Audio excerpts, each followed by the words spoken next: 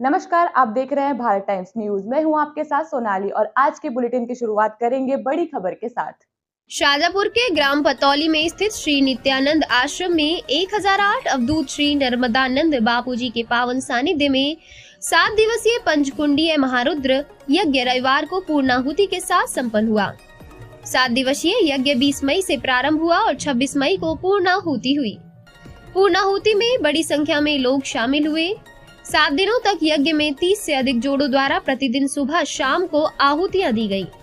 यहाँ हजारों की संख्या में श्रद्धालु दूर दूर से आए और शामिल हुए।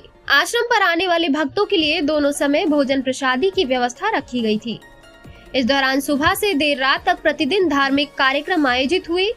श्री नर्मदानंद बापूजी के प्रवचन का लाभ भी भक्तों ने लिया। प्रदूषण को नियंत्रित करने के लिए यज्ञ ही एक समाधान है। 1008 अवधूत श्री नर्मदानंद बापूजी ने बताया, बहुजन हिताय बहुजन सुखाय की भावना से ये यज्ञ आयोजित किया गया। जल, जीव और जंगल तीनों की रक्षा यज्ञ के माध्यम से होती है। पृथ्वी के ऊपर सभी जीवों का रक्षण होता है। यज्ञ के द्वारा वर्षा, वर्षा के द्वारा अन्न की उत्पत्ति और अन्न के द्वारा प्राणी मात्र की रक्षण होता है। यज्ञ तभी संभव होता है जब पृथ्वी पर गौ माता हो। गौ माता के घृत द्वारा यह यज्ञ करते हैं।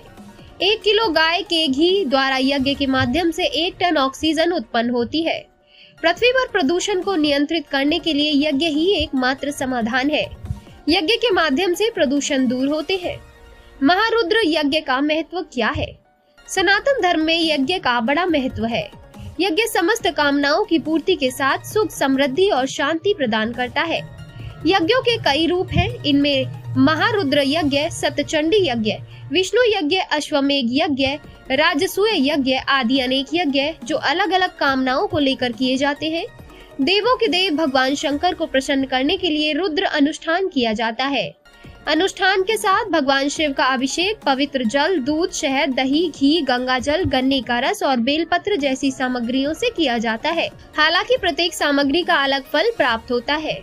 रुद्र भगवान शिव का एक प्राचीन नाम है और अभिषेक का अर्थ है स्नान या पवित्र जल से अभिषेक करना। इस अनुष्ठान को करने के बाद व्यक्ति में मानसिक तनाव और चिंता में कमी आती है। जिन लोगों की कुंडली में काल सर्प योग है वह खत्म हो जाता है। इसके साथ ही ग्रह कलेश, टोना टोटका भी बेअसर हो जाता है। यज्ञ में भाग लेने से पूर्व जन्मों के सारे पाप नष्ट हो जाते हैं। भोलेनाथ की कृपा से इस जन्म में भी कुंडली के पातक और महापातक कर्म जलकर नष्ट हो जाते हैं। बहुजन हिताय बहुजन सुखाय की भावना से ये यज्ञ हो रहा है। सर्वे भवन्तु सुखिनः। पृथ्वी के ऊपर कोई भी जीव, सबका रक्षण हो।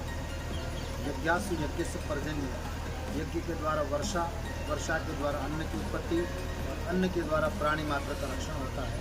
और यज्ञ जब ही संभव हो सकता है जब पृथ्वी पे गौ माता हो। और गौ माता के घृत के द्वारा यज्ञ करते हैं यदि, तो 1 किलो गाय के घी के अंदर यदि पृथ्वी के ऊपर यज्ञ होते जहाँ भी, तो देशी गौ माता के घृत के द्वारा यज्ञ होता है। 1 टन ऑक्सीजन 1 किलो गाय के घी के अंदर उत्पन्न होती है। तो निश्चित ही इस पृथ्वी के अंदर प्रदूषण को नियंत्रण करने के लिए यज्ञ ही एक समाधान है। यज्ञ के माध्यम से हम प्रदूषण को रोक सकते हैं। आज बढ़ते हुए प्रदूषण के अंदर चिलचिलाती धूप, भोजन में करता हुआ छेद, ये कारण का सबका प्रदूषण है। और प्रदूषण के लिए हमारी भारत सरकार भी इतना कार्य कर रही है, लेकिन यज्ञ के माध्यम से ये संभव है। ये जो यज्ञ हैं ये अति महारुद्र यज्ञ जैसे होता है। 5 प्रकार के महायज्ञ होते हैं भगवान शंकर के। एक लघु रुद्र होता है, एक महारुद्र होता है, एक अति महारुद्र होता है और एक अति महारुद्र होता है। और भगवान विष्णु के यज्ञ विष्णु महायज्ञ होते हैं, ये देवी के यज्ञ होते हैं। तो यज्ञ हम किसी भी देवताओं को करें, लेकिन मूल में जो है इस प्रकार से हम शुद्धता के साथ यदि यज्ञ करते हैं तो निश्चित ही प्रदूषण के ऊपर हम विजय पाएंगे।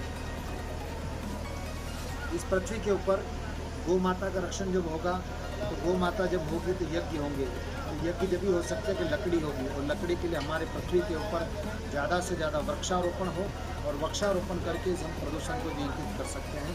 जितने वृक्ष ज़्यादा होंगे पृथ्वी पर, तो उतना हमें ईंधन की भी उत्पत्ति होगी। और वर्षा लाने के लिए, वर्षा जब आती है तो जहाँ वन होते हैं वहाँ वर्षा अधिक होती है।